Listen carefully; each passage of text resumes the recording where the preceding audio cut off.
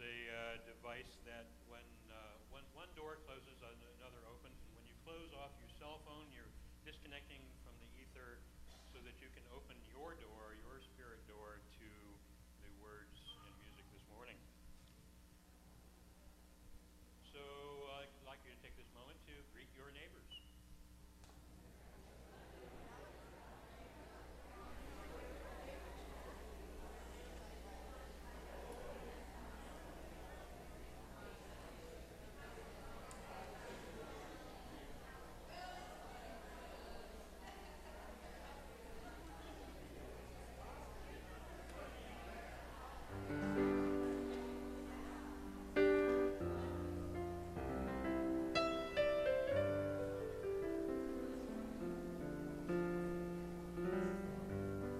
Welcome to the Golden Gate Center for Spiritual Living. We honor you wherever you are on your path, on your spiritual path, and know that there is something here for you this morning. The theme this month is inspiration. Typically, we think of the word as taking in a spirit of the beautiful sunset, the delicious music and such. It's also the taking in of breath. The two also share more than just a place in Webster's dictionary. It also shares in your body, and I invite you to take an experiment with that. I'd like you to sit into your seat, imagining yourself in a thick, overstuffed chair, kind of slumping in there, shoulders rolling forward, and without changing anything, notice your breath, how fully you breathe without trying to force it otherwise. Notice your spirit, your energy. Now I invite you to sit comfortably upright, head up, shoulders back, and now notice what's there in your breath, in your energy, in your spirit.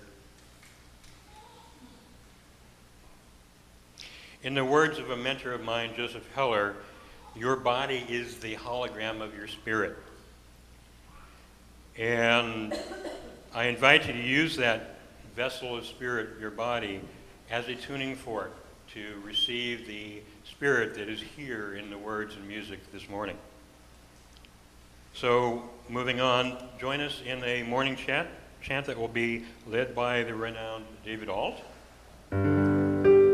followed by spiritual mind treatment offered by our very own Reverend Karyl to take you deeply into your center. This is not a calming chant. So this is a stand-up chant. Yeah, let's all stand up. And it also, I'm going to go ahead and do it from here. It begs for djembe and bongos and slapping of the...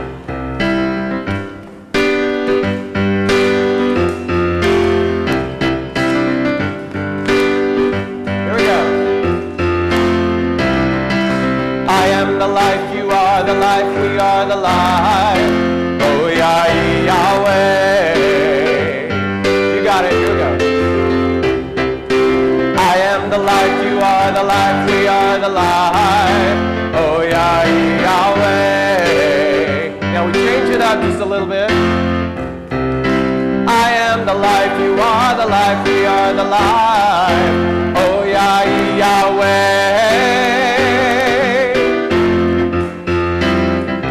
I am the life, you are the life, we are the life. Oh, Yahweh. And we let this life be all it can be. Let the whole world see possibility. Trust and let it lead every single day. Every move we make, hand in hand we play with spirit. I am the light, you are the light, we are the light. Oh, Yahweh. I don't hear any slapping. I am the light, you are the light, we are the light. Oh, Yahweh. You can slap your neighbor's back if you would like. I am the light, you are the light, we are the light. Oh, Yahweh.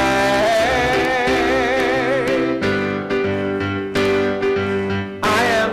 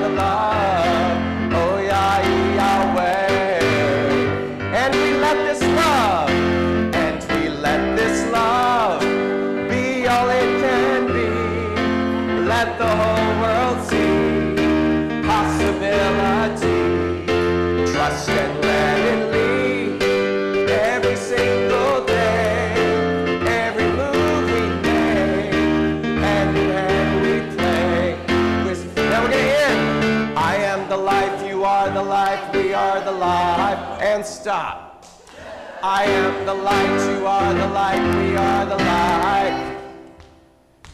I am the love, you are the love, we are the love. Go back to life, here we go. I am the light, you are the life, we are the light. Light. I am the light, you are the light, we are the light. And in love. I am the love, you are the love, we are the love.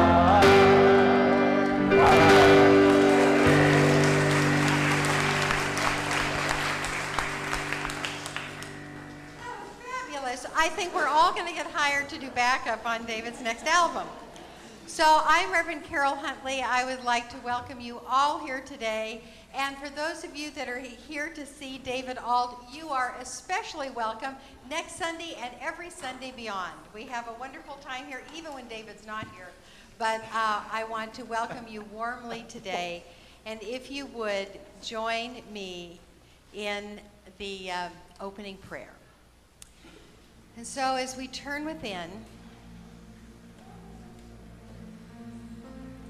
taking a breath and following it down to where the breath ends, right around our heart. And allowing all of that energy and excitement to move right there with us as we open the doorway to the infinite that is at the center of our being. Looking out inward at a universe that is as vast as the universe on the outside. It is the realm of infinite spirit, the source of everything, the ground of being from which everything that is created emerges. It is beautiful. It is perfect. It is complete. This is my home. This is where I came from and in which I live, even though the world of form is around me. And I know this is the truth for each person here. I know that as I look into the eyes of each person, that same vast universe on the inside shines back at me. I can see the beauty. I can see the perfection. And this morning, I simply know that if anything in any heart, any mind, any thought, anywhere within the sound of my voice reflects something less than the beauty and perfection of the all-originating source, it dissolves this morning. It dissolves in the love, the beauty, the peace, the excitement, the spiritual truth of this moment and the next and the next and the next. And so for this, I am so grateful. And as I release this word into that vast field of pure potentiality, that field rises and says, yes, this is what I am making now. And so it does, and so it is. Amen.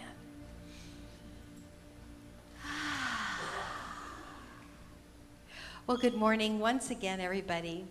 We're going to go into the announcements now instead of the special music because David is going to have that whole middle section where he talks and sings and probably dances. And so we'll just do these other things around him. So I get to start the announcements, and as we usually do, we start with gratitude. This morning, I would like to have all of the members of the Heart to Heart team come forward if they would.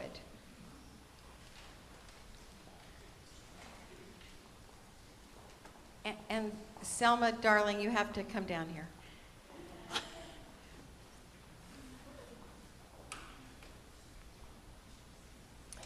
So the Heart to Heart team, the name says it all.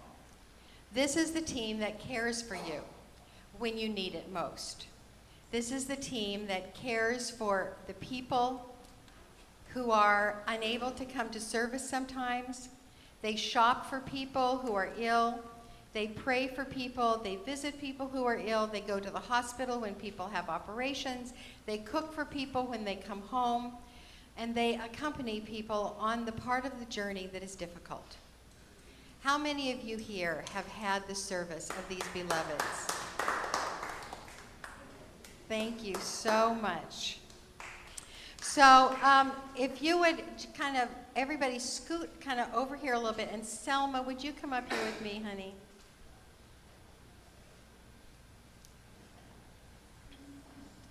So Selma, this is Selma Bompin. Selma has worked on this team and given of herself for over 15 years.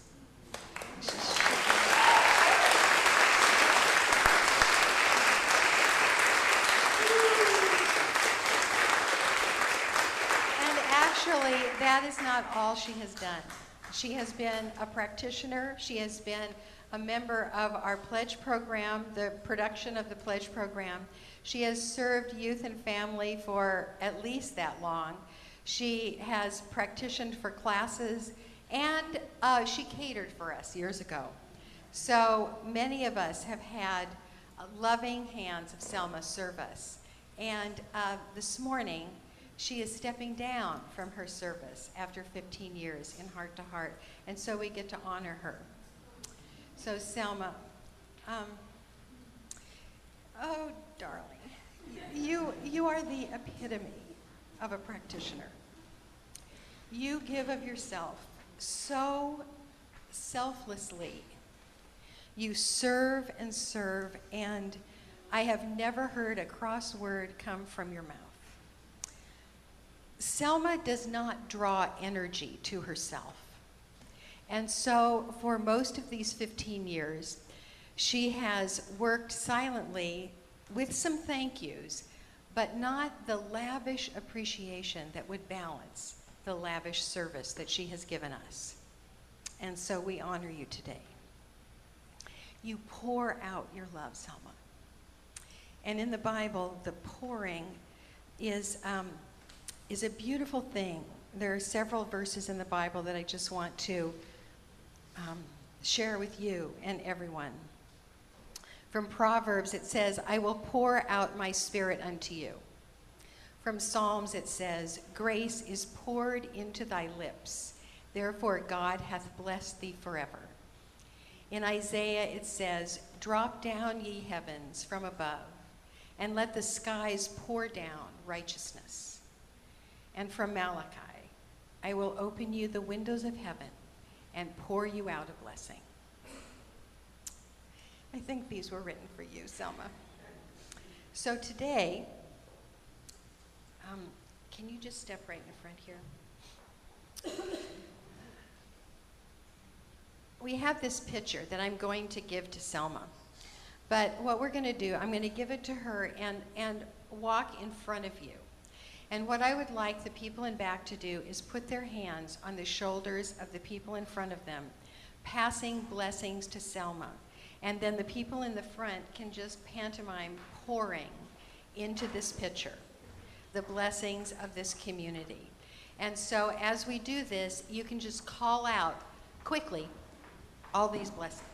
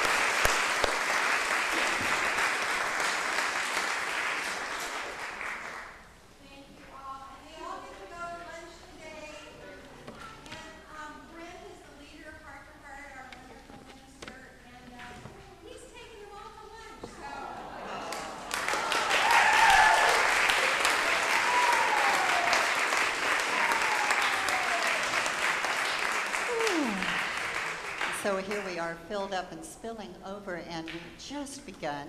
My name is Janet Carol Ryan. It's my delight to be your practitioner this day and also to share with you some of the good news from our community. My first announcement, I am particularly delighted that I get to give this announcement because I get to tell you how wonderful Reverend Sarah is. She is one of our staff ministers, and her ministry is really, truly dedicated to living outside the box, to supporting all of us to succeed. And today, we have the special gift of her presence and her facilitation to co-create a new program called Helping Each Other to Succeed, right after church, right here. So all you need to do is show up if you feel the call to get to know your community members better, to find ways to be supported and support each other in your business, in your home life, in your community. Please jump in. Elizabeth Austin would like to share about our participation in an upcoming event, a community-wide event.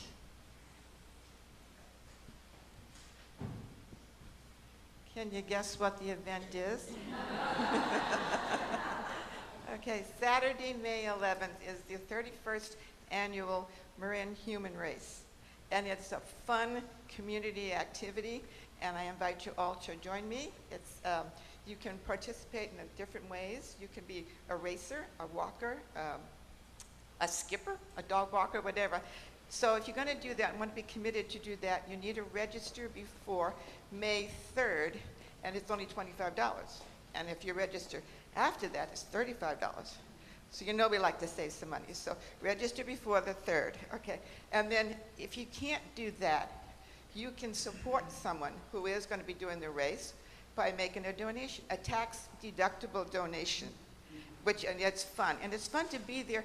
Even if you just come to the table, we have a table set up. There'll be all kinds of people, fun stuff going on. There's 100 community tables that will be out there at the village. It's called the Community Village. And there'll be samples of food. Anybody likes free food? Samples of food. See what's going on in your community. I invite you to join us. It's going to be fun, and you can talk to me afterwards. I've done it for many years. This shirt is from 1995. Thank you so much. You notice a theme here in the announcements about community. And we are a learning community. We are always on the leading edge of discovering what's next and what's new for us in our spiritual evolution. And in that regard, we have some wonderful classes coming up. And if you're new to the philosophy, if you're new to the community, next week, Quick Start is a free opportunity to get some of the basics, the tools of science and mind, learning how to live this affirmative philosophy. Then, starting in June, we have some new classes. And I'm very excited to share with you that I'm in the process of creating with Spirit a new class called Speak Your Word, Create Your World. And in this 4-week class, we're going to play with our toolkit of affirmative prayer and also to become exquisitely aware of how we use language in our everyday experience to either dial up to a higher frequency or disempower. And of course, we don't want to disempower ourselves and others, so we're going to really take the upward journey to learning to use our everyday language as a tool for empowering ourselves and others. So if that speaks to you, our classes are on the education table. The sign-ups are happening now. Very soon, Posey will be teaching one of our core curriculum classes, the Essential Earnest Homes. Students who are on the track to eventually become practitioners. This is a required class. You can get more information about that at the education table, and sign-up is available. And later in the summer, Reverend Karyl is going to bring to us another brand new class out of her creative mind, having to do with letting go of negative emotions, making more space for the good in our lives. So please do visit the education table today and see what calls to you in your spiritual evolution. On May the 8th, we have the brilliant and beautiful opportunity to drop into a topic that many of us may find difficult, and this is where we'll get support for writing a letter of spiritual legacy that we may wish to leave for those that we leave behind when we make our transition. And this is a beautiful process that will be facilitated by Reverend Karyl and Barbara Cox, available to all. So avail yourselves of that. Read your bulletin for more, jump onto the website, get on our Facebook page. There are lots of ways to connect. And for now, we just want you to know that this moment, this time, you are in the presence of divine love, and particularly those of you who are here for the first time, our visitors who are here to receive Reverend Ault's message. Welcome. Thank you.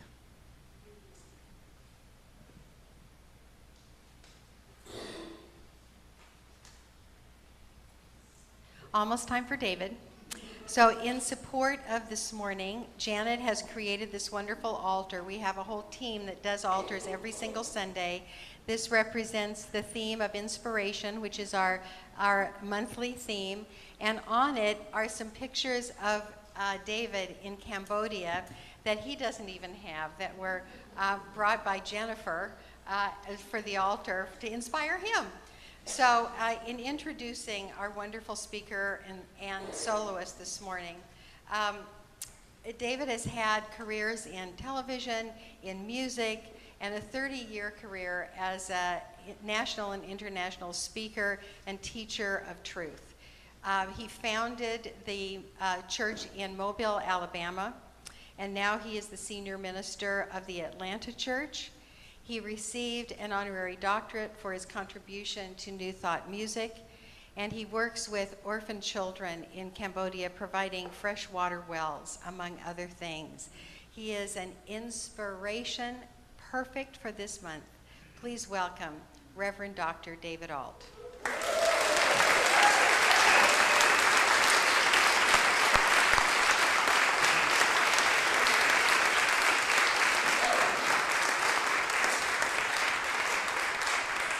What Karyl didn't tell you is that we got married last week, and I just wanted to hear that laugh one more time. Oh my gosh, I woke up last week with fever and chills, and all week long it's processed, and so I've got this really thick, raspy, mucusy voice, and it's exciting because I have no idea what's going to come out. So I love it that I'm in that place now, whereas before I used to be terrified because I thought, oh my God, it's not going to be perfect. And so I don't care anymore. Isn't that great? Don't you love it when you get to that place? And so let's see what happens. This one's called Build My Dock.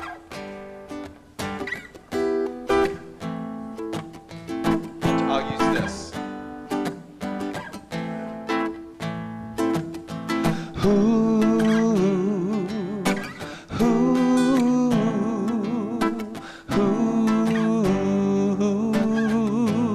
Can you do that with me?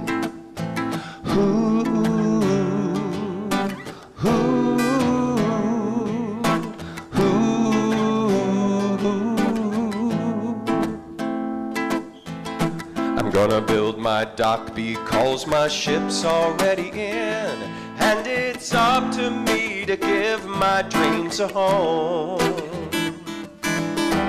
Even if I have faith doesn't mean my work comes to an end. So I pace myself across life's stepping stones.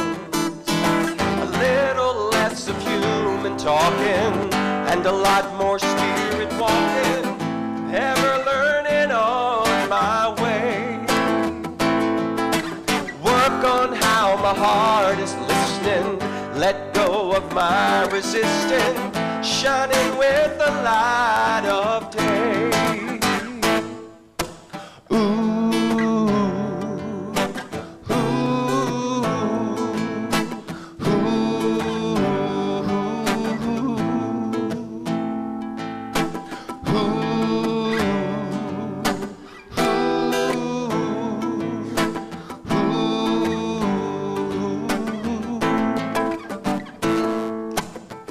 Yes, I built my dock because my ship's already in, and it's time to do instead of time to try. Gonna join into that race where everybody wins. Live on heavenly truths instead of earthly lies.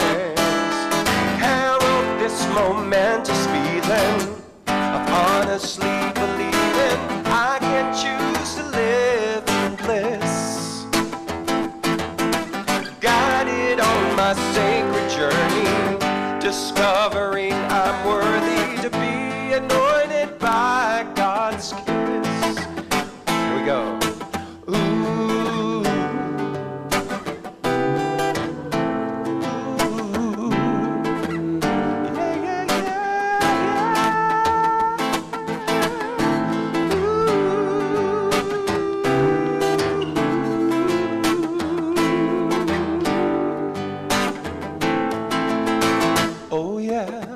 Yes, I build my dock because my ship's already in, and it's up to me to give my dreams a home. Even if I have faith doesn't mean my work comes to an end, so I pace myself across life's stepping stones. A little less of human talking and a lot more spirit walking. Ever learning on my way.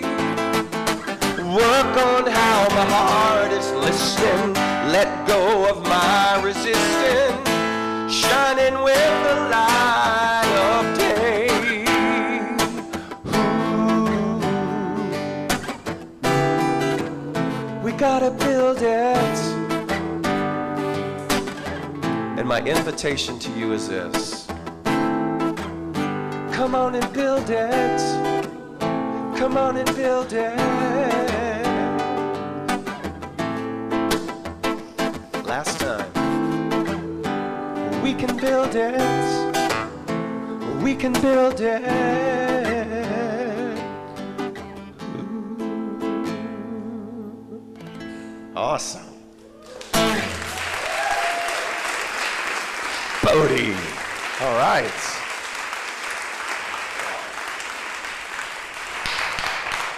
Kind of feels like Lou Rawls meets Tom Waits or something. I don't know. So, good morning. Good morning. I was here yesterday in Vallejo leading the Northern California Practitioner Conference and had a wonderful, wonderful time. And I knew that I was coming, and I called Reverend Karyl, and she said, well, you'll owe me. And I said, okay, I owe you. And I'm just kidding. I just wanted to hear that laugh one more time. So.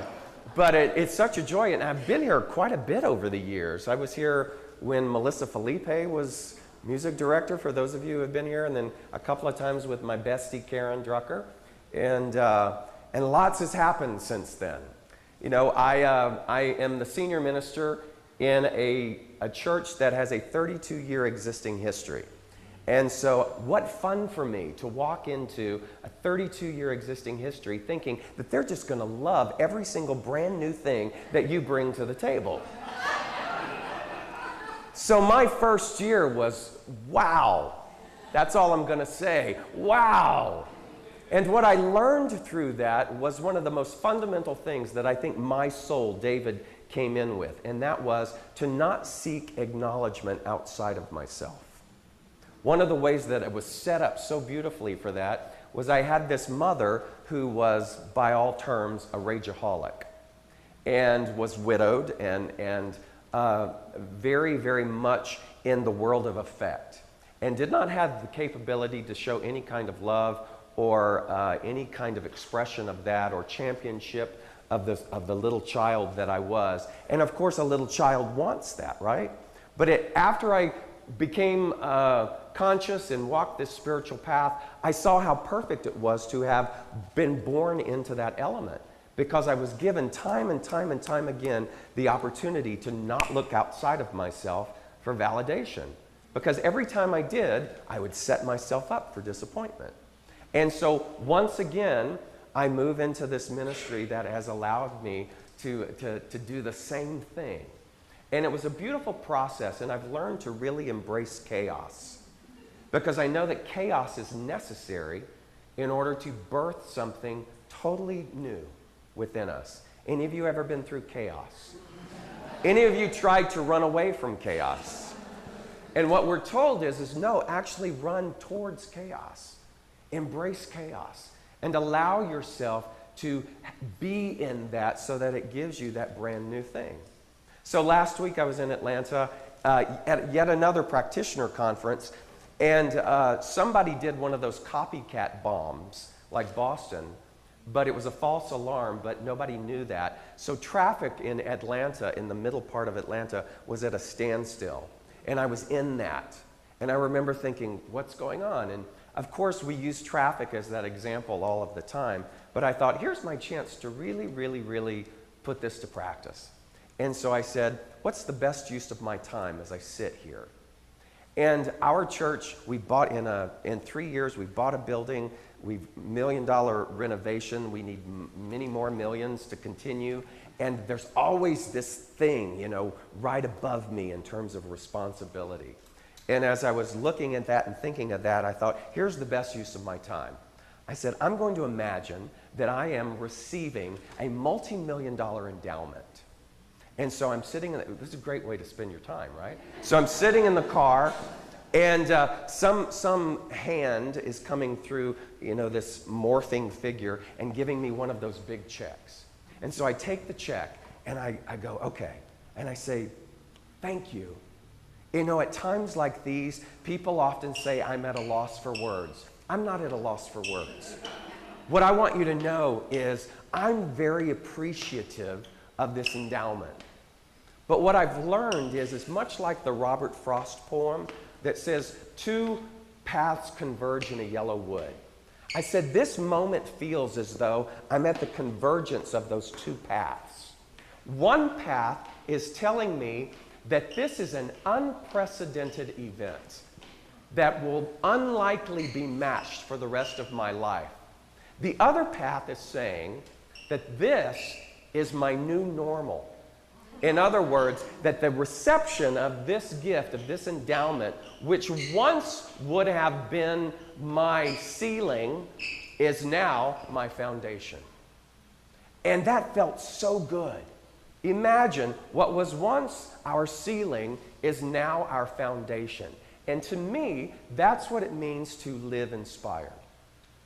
That's what it means to live in the spiral of things that are going up and up and up and up and up. It's because every once in a while, we just get too comfortable.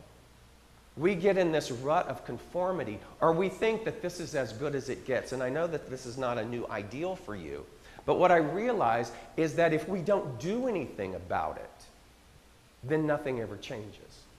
So what do I mean about doing something about it? What I mean is that we open ourselves up to what that new normal is. We open ourselves up to phrases like behaving boldly. We open ourselves up to what it means to not go out and get or make something happen, but to let it happen.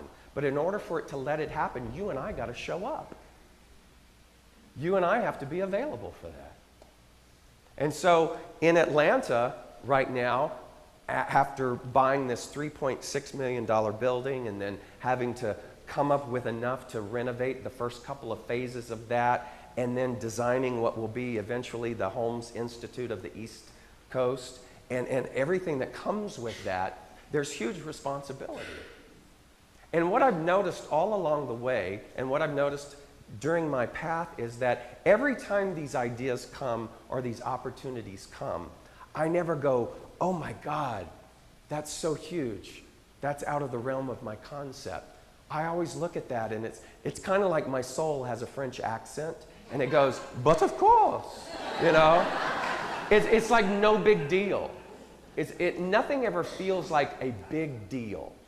And by big deal, I mean out of the realm of possibility, because something tells me if I'm going to use the word infinite and you are going to use the word infinite, then nothing is really ever out of reach.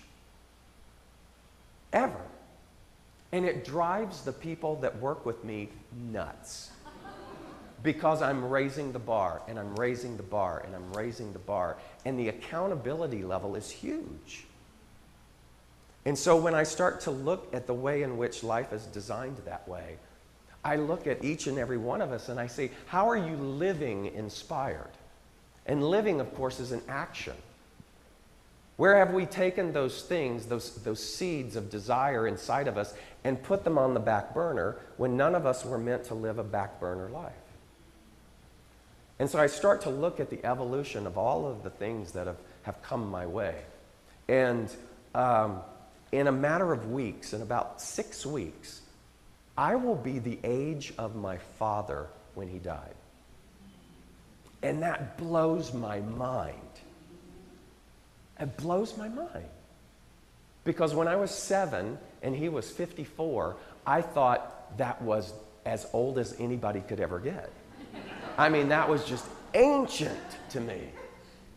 And I think about how in one generation, there has been a shift in consciousness enough so that the mindset and the ideals by which he lived and his generation before him lived has changed, at least by means of me.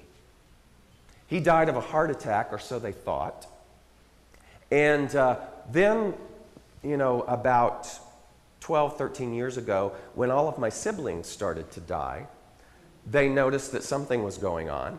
And so there was a genetic uncovering of a heart disease called hypertrophic cardiomyopathy, right? Or HICM, as they say. And what that is that the atrial and the ventricle part of the heart when you are born, it is thickened so much that it impedes the blood flow and it makes the heart work harder. So as you age, and the heart has been working and working and working, it is not unlike it to just go, wow, I'm really tired, and just stop. So it's called sudden death. And back then in 1967, when my father died, they didn't have the technology or the diagnostics that they have today, so they just labeled it a heart attack. But when my oldest sister Brenda passed away, then they did all of the stuff and they said, you really should go get genetically tested for this. I said, okay. So I went in as a fabulous religious scientist, and I had just the worst bedside manner cardiologist that you could ever have. And he did all of the diagnostics, and he came back and he said, yep, you got it. He said, wow, you're like a walking time bomb. And it's like, thank you so much, Wow. What school did you graduate from? And he said, you have to have this surgery, this implant, and you have to have it done immediately. And I'm like, I'm a religious scientist. I don't need to do that. And I said, no thanks. I've got my own path that I'm going to be walking on. And he literally told me in that room that I was an idiot and that I was just setting myself up for death. Now imagine somebody says things like that. It sort of swims again in the realm of the subjective, doesn't it? No matter how much spiritual practice you do. But I decided that I was going to give myself a year. See, I entered into this beautiful teaching via Louise Hay. I was in a trio that got to tour with her in the very beginning of her career before she hit it big. And I knew that if Louise could heal herself in 6 months, I'd give myself a year. It was the best year of my life. In that year, imagine thinking, could this be it? What would you do with your day? Who would you spend your time with? What would you let go of? And so I changed my diet. I was so good at yoga, I could like put both legs behind my head and still walk. I mean, it was this amazing, amazing year of fearless exploration. Fearless exploration. Because I knew that in a year I would find another cardiologist and I would go in and he would tell me, oh my God, what have you done? And then I would write my bestseller and there it is, I had life all panned out. I mean, it was just, and so I did find this cardiologist. Great guy, very holistic in his mindset. And I went in and they ran all of the diagnostics again. And when he came to sit down, and he goes, wow, he goes, I have to applaud you. He goes, there's not a lot of people who would have taken as extensive self-care as you did, that you would have gone to that degree to really change whatever was going on. However, you still have it. And it is so pronounced, David, that if you do not do something immediately, it seems to me you're a great guy and that you've got lots of work to do on this planet. So why not let me help you? And so I did. I walked out of there, but my first thought was, you're a bad religious scientist. Wow, you failed. There goes your bestseller, you know. And I called my practitioner, who is this guy, you may have heard of him, Lloyd Tupper. And I said, I didn't do it. I didn't do it. And he goes, I have kept my mouth shut for a year because I let you choose what it is that you chose to do. But he goes, I'm going to say it now. Have you forgotten that God works through a pill and a prayer? And the technology in the mind of the person who has now invented this device that they're going to put inside of you that's going to be this insurance policy is also God in action. And there's no difference in that. And he said, are you going to let the legacy of your siblings be in vain when they're the ones who have set it up for you to be the one to take this and run with it? And boy, that got me. And so I drove to the hospital. I got cut open. They put in this, I'm bionic. They put this thing inside of me, and they wired it up, and, you know, off I went. And I think about that, and so in a matter of weeks, I will be the same age as my father when he died. And I've decided to, as I continue ceremoniously to cut the cord of whatever that was genetically in my family, so I'm climbing Kilimanjaro on August the 1st is when I start. So to me, that's living inspired. Some people would say that's stupid, but to me, that's living inspired because what it teaches me is that I have no idea what is still available to me. Do you see? Things are never final. We are not monomorphic human beings. We are polymorphic. We are constantly changing and shifting. And so when we demonstrate with something, the demonstration doesn't stop there. So what I start to realize is that could it be that I could continue to strengthen my heart and my heart not rely on this machine at all? And wouldn't you know, the last diagnostic that I went and took, it's the woman, the technician said, my God, you're not even using it right now.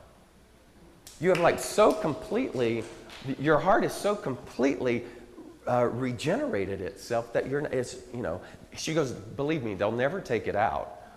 And I said, that's fine. His name is Buddy, by the way. They'll never take Buddy out. But what I realize is that the work doesn't stop there. And just to show you the progression, when I turned 50, I decided to walk the Camino de Santiago across Spain. And so in the diagnostic of this thing, before I left for the pilgrimage, it said I had 8 months worth of juice. And I said, okay, I'm good. So it took me 34 days to do the Camino. And I walked it. It was a life-changing experience. I got back to my pulpit, and I was in Alabama at the time. And the first Sunday back, I'm speaking, and I hear this beep, beep, beep, beep. And I think, is there a truck backing outside? Or is there something wrong with the sound equipment? And I just, finally it stopped. And then the next day, the same time, the next morning, I'm in my car, and I hear beep, beep, beep, beep. And I went, what is that? And I went, oh my God, it's me. I'm beeping. And I called Los Angeles, and I said, I'm beeping. What does that mean? And she ran a diagnostic, and she said, you're out of juice. And I said, you mean I used up 8 months worth of juice walking the Camino and in 34 days? And she said, yes. And so, of course, with Kilimanjaro, I went to see, I have 18 months of juice left, so I'm really good. So, but living, I digress. So living inspired. living inspired. So I take that, and what I know is that unless you shake it up, you and I are not going to be exposed to opportunities that await each and every one of us. See, I believe that our soul cries out to be shaken up. I meditate on the word infinite all the time, just that one word. And that word takes me to terrain and to experiences that are beyond description. And so one of the things that I loved about my career over all those years was taking people to places around the world, particularly in third world countries, because I loved how they would be shaken up out of their conformity. And they would start to see the civilizations and people and culture, and they would come to realize that everybody's the same. And one of those trips was to Thailand and Cambodia. And this was about 10 years ago. And something happened to me when I landed in Cambodia. There was just this palpable energy and feeling that swayed over me. And while I was there, it dawned on me that it had only been a little over 30 years since the Khmer Rouge had happened. The Khmer Rouge was the killing fields and where millions of Cambodians were slaughtered in genocide.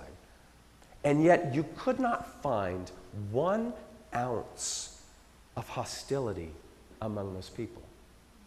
There was such beautiful equanimity, such gorgeous energy amongst them, even in this just outrageous poverty.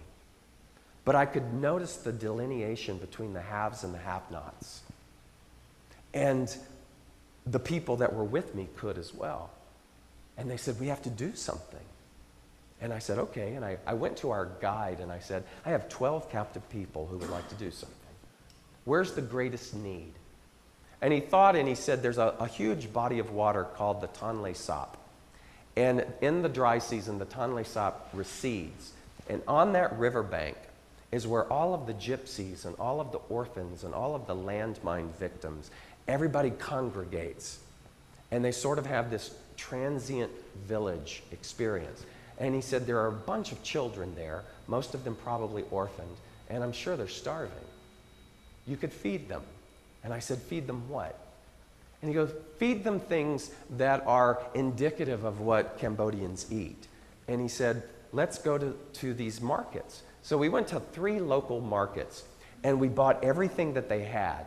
We bought tamarind and milk and bananas and other fruits and things that were grown in that area. And we just wiped them all out. 3 markets worth of food came to $86. And it was in that moment I stood there and I looked at the dirt on the road and I went, wow, even you, David, can do something sustainable. And the funny part, this was before cell phones, the guide said, I've got to get a message to the matriarch of that village. Yes, even a transient village has a matriarch. And he said, otherwise, if you show up with all this food, there's just going to be utter chaos. And so I don't know how he did it, carrier pigeon, telepathy, but he managed to get this message so that by the time the vans got there with the food and we began to unload and distribute it, there were about 100 children that were just sitting in these lines in the dirt. And they were just receiving all of this food. And that was short-lived because soon after, there was this thunderous roar of feet, and you could see all these other children running because the message of food had filtered through. And all of a sudden, it was this, again, chaos of hands grabbing and reaching. And we gave out everything as quickly as we could and tried to supervise as best we could. And when it was all over, I could feel something physiologically wanting to happen inside of me. It felt huge, it felt foreign, it felt scary, it felt vulnerable. And all I could do was crawl into a pontoon boat that was right there on the edge. And as I crawled to the back of the boat, all of a sudden this just tribal sort of wailing began to come out of me. But at the same time, I was conscious that this wasn't out of pity, that what was happening is that my heart was being broken open. And that what had happened is that I thought I was doing something for them, but what they were actually doing was something for me. They were taking my living, inspired idea to a whole new level up that spire of humanity. Because it's so easy to say, we are one. But when you are in a situation like that where you are physiologically changed, then you get it. Words can't describe it. Words actually diminish it.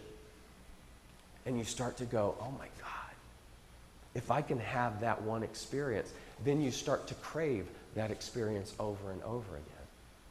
So I made this vow that I would come back. I didn't know what it would look like, but that I would come back and I would do something on a regular basis. And so year after year, I came back and I started looking and searching and asking for support and not finding anything. We started to dig wells because I discovered with $300, you could rent an auger, you could get local support, manpower, and you could, through trial and error, typically find fresh water. Fresh water would change the life of a subset in a village, change their life completely. And so we started digging wells. Over the years, I met a guy named Om, who became my partner. And Om started to help me facilitate where to dig the wells and what parts of the villages to be able to go to. And one year, it was about 2006, we were digging this well, and I said, if it cost only $300 to dig a well, what would it cost to build a school? And he goes, you would do that? And I said, sure, how hard could it be? Don't you just love that naive, how hard could it be? And so he directed me to the Ministry of the Interior of the People's Party of Cambodia, which was a communist branch of government. And you have to laugh because I walked in there with, hey, almost like a Judy Garland, Mickey Rooney, let's build a stage kind of thing. And they were none too pleased. And what I realized is that there was a lot of political posturing, and who are you working for, and all of this interrogation.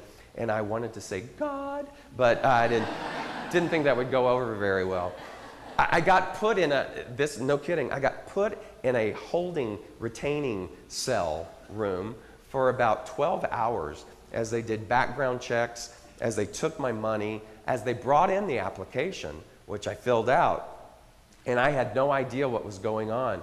And finally, they just let me go, and they didn't say if I would hear anything. They didn't give me any kind of contact information, and I just went, oh well. But I kept going back. And I kept taking people. And 2 years later, in January of 2009, Om picked me up from the airport. We got on a scooter. We went to this bar. It looked like Casablanca with a little rusted fan. And he pulled out this piece of paper and he said, you've got your school. And they had approved it. And I said, when did this happen? And he said, in December. He says, we have a surprise for you. And he had taken some of the money and he had rented a piece of land off of the grid out in the middle of nowhere. And they made this sort of makeshift stick hut thing, and there were 200 children waiting for me. And I went, because you can imagine, I know those of you who are parents, it's like all of a sudden you're committed. You can't return it. And I just went, oh, wow. Oh, my God. This is real. And since then, so much has taken place. One of my dear friends, Jennifer, she's been with me twice now. She's my right arm over there. But we've relocated into Siem Reap. We built 2 outdoor classroom pavilions. We have a computer lab. We built a sewing facility.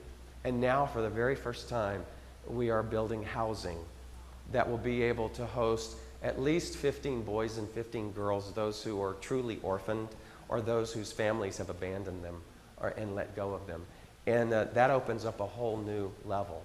But the whole idea is when you look at all of these things and you realize and you sit there and you go, oh, I could never do that, you're telling yourself a lie. Because it's not about you doing exactly what I'm doing, but it's about you embracing the idea of the word infinite. Infinite. If you and I are going to use spiritual law, if we are going to understand the creative medium, if we're going to utilize this soul, not this body, but this soul, and the opportunity that has been given us in this lifetime to do this amazing, amazing work, then when are we going to stop playing small? My good friend Edwin Gaines, I was with her 4 weeks ago, and she looked at a whole room of ministers, and she just said, in her southern way, sweeties, you just all play so small. And she's right. And that's not a bad thing. That's actually not a judgment. That's actually probably the truest statement about any of us. We all play too small because primordially we are connected to what? The infinite. So all self-doubt, all unworthiness is just such a huge waste of energy. And so I leave you with this. If you're going to live inspired, just set the intention and say, I don't know what it looks like. I don't need to make it happen. I just have to keep showing up and saying, let it happen by means of me. If you'll close your eyes, I have this one little song. I'm just going to sing one little, it's just 4 lines.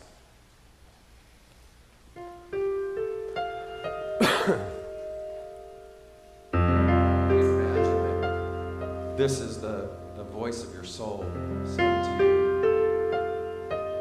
I'm here to remind you of your magnificence,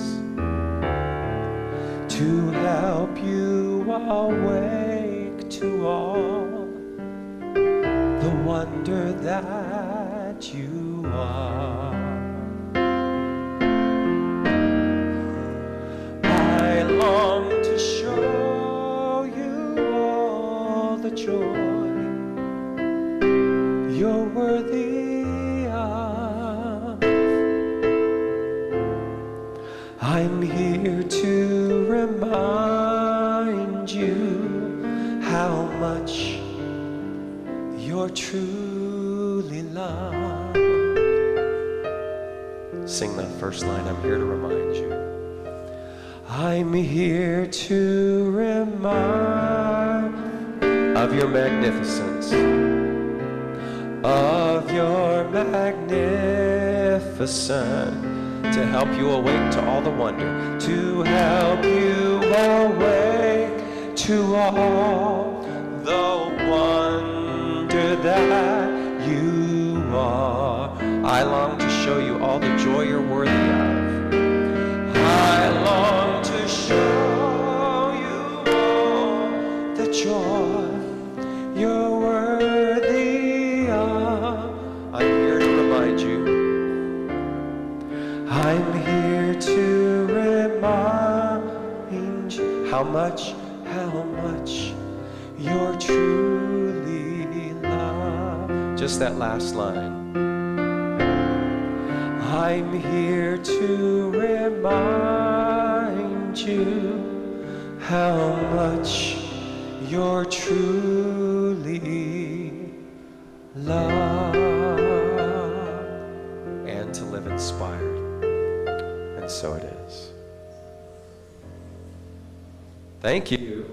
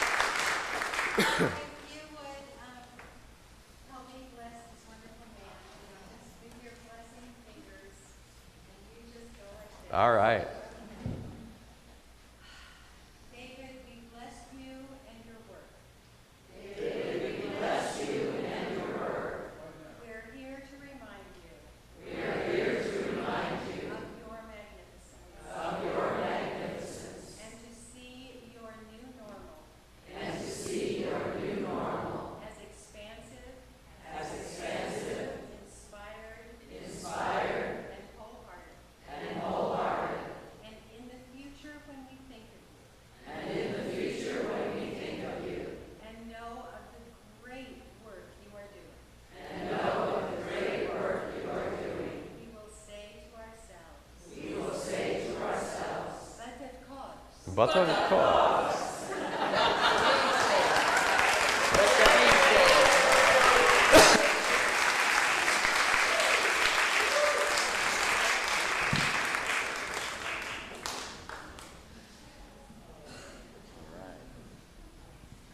Well, can I say I told you so?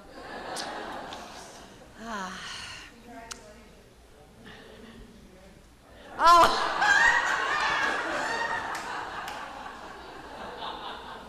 Who knew?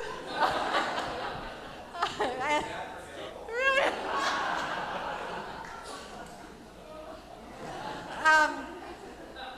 What am I going to tell Lloyd? Okay, stop this. Would the ushers please come forward?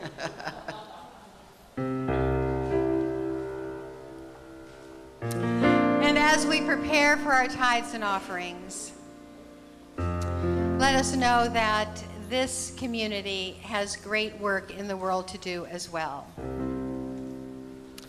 And as you give of your life force, as symbolized by the money in your checkbook, your pocketbook, your bank account, you support the highest vision of this entire movement, bringing peace and plenty to the world. And so I bless the givers and the receivers, and the receivers and the givers, and the act of giving. Would the ushers please receive these gifts?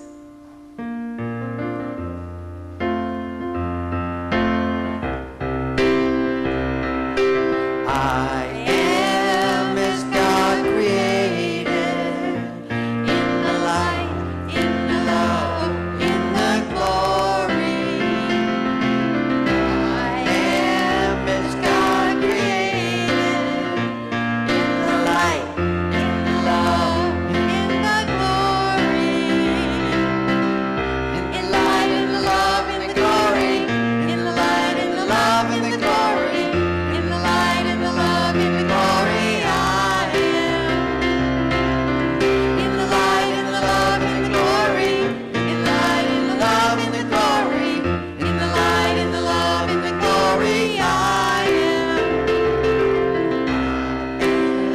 As God created, in the light, in the love, in the glory.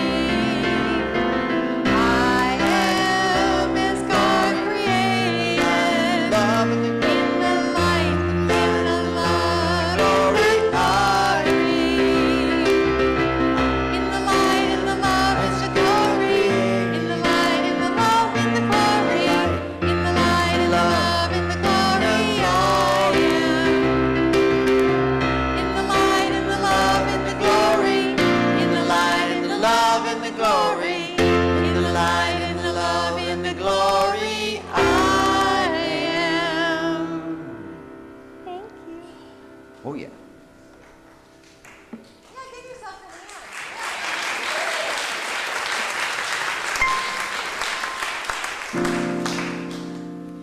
And so we bless this offering here today, and all of the dear hearts who participated in this generosity, knowing that we are blessed as we give, and our ability to receive is expanded. And so it is. Amen. So I want to remind you of your magnificence, and that right after the service, shortly after the service, we will have this wonderful new process from Reverend Sarah. Please join me in supporting you by participating in helping each other succeed. It'll kind of be right here. So these people right here, don't put your chairs away, and the rest of you can. And David Ault has a few products left from the practitioner shopping frenzy yesterday, but let's buy all his stuff so he doesn't have to pack it and take it back to Atlanta. And so right now, I would like to invite Janet to pray us out. and all of the proceeds support his Cambodia project. Awesome. Calling the practitioners who are in service today to come forward. Know that you may receive a prayer today from the loving service of our trained professional prayer practitioners who will see the light of inspiration in you and call it forth. And the rest of the practitioners who are present, please enfold the room with your love. As we contemplate the word infinite, the infinite, indivisible, all that is who I am. More than I have imagined myself to be. And all that I am inspired to express and to do comes from that light, that inspired life within. And so I know for myself and for all who are here present that we are the divine expression, flowing into the world by means of us as a unique conduit of the divine. And therefore our success is guaranteed because it comes from the one, infinite, all that is, that desires to bring forth more love, more life by its beloved. I am this. And so I fully step into the inspired life, ignited this day by the word and the ministry of beloved Reverend David Ault, and all of my community members and all of the ways in which life supports me. And as I speak this word for myself, I claim it for each and every one who so desires, for we are one. God is, I am. And so I submit this word into its perfect expression, its alchemy, bringing it forth in grace with love and gratitude. So I let it be, and so it is. Blessed be.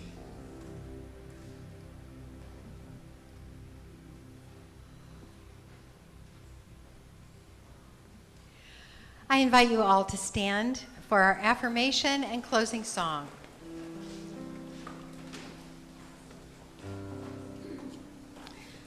And right up here.